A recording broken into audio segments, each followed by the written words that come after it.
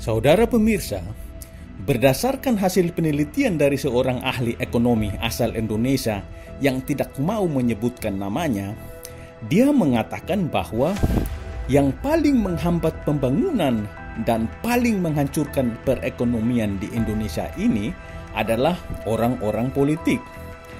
Hal ini disebabkan karena ilmu politik itu bersifat abstrak dan tidak nyata.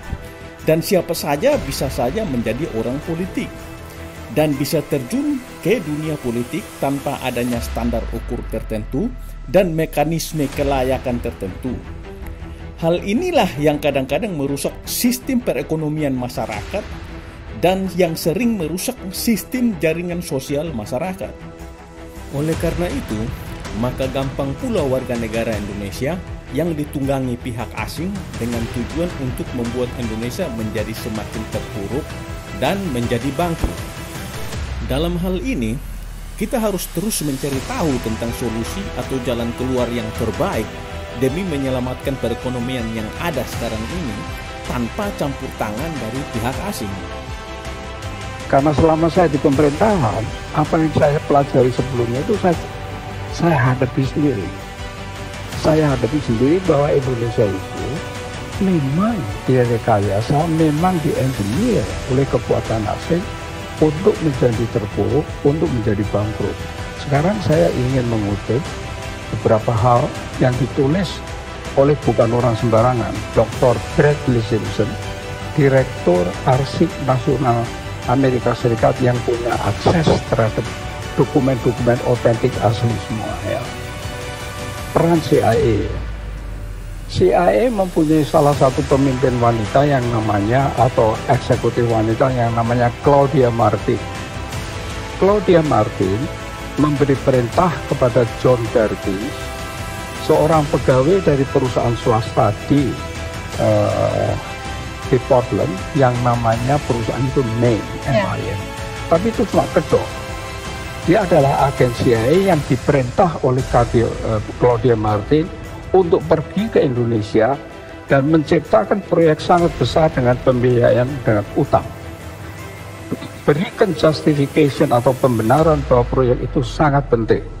Kalkulasikan untung yang sebesar-besarnya, bangkrutkan Indonesia setelah semua utang kembali kepada perusahaan-perusahaan Main, Bechtel, Halliburton, Stone and Webster, dan Brown and Root. Katakan bahwa proyek ini akan meningkatkan PDB tanpa peduli siapa yang menikmati.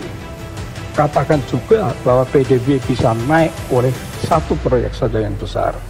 Oleh karena definisinya memang demikian.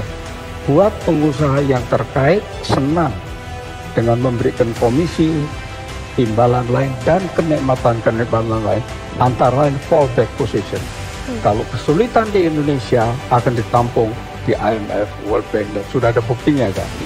Ya, ini memang sudah terbukti. Dan apalagi jika pihak-pihak asing ingin mempertahankan nilai tukar mata uang mereka, maka mereka bisa saja memainkan topeng monyet di suatu negara, sehingga masyarakat di negara tersebut berubah menjadi kera-kera yang besar. Hal ini bisa sangat mengganggu terhadap perkembangan kehidupan suatu negara di segala bidang dan bahkan bisa menjadi bahaya.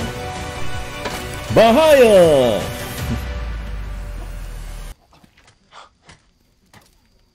Human. What? Human. What? Human. What? Human work.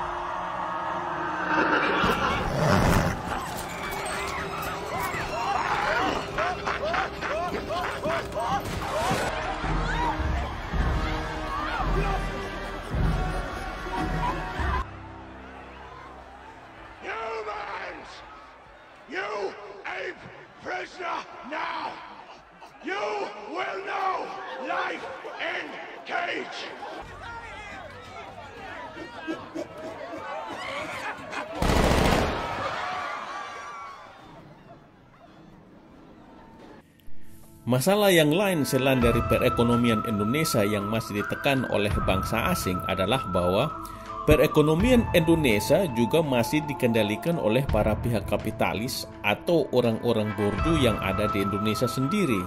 Dan rata-rata para konglomerat tersebut, mereka menyimpan atau mengamankan harta kekayaan mereka dalam bentuk mata uang asing, yaitu mata uang dolar Amerika Serikat. Nah, sekarang nilai tukar 1 dolar Amerika adalah sebesar Rp15.000.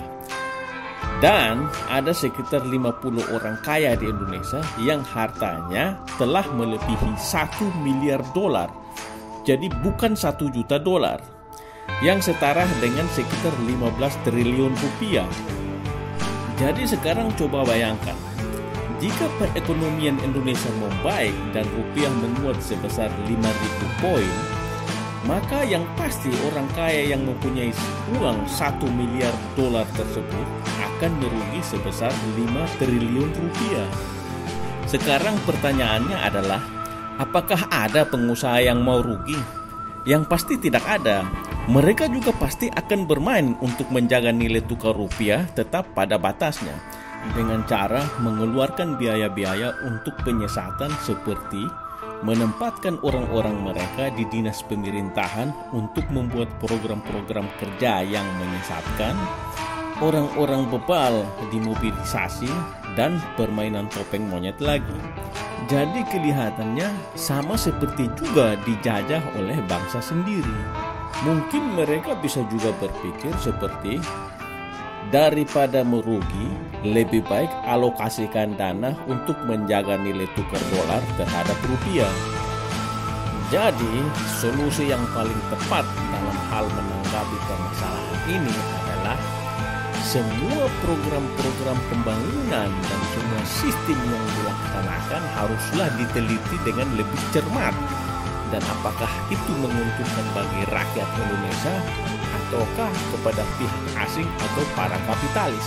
Itu saja yang perlu dipikirkan dengan seksama.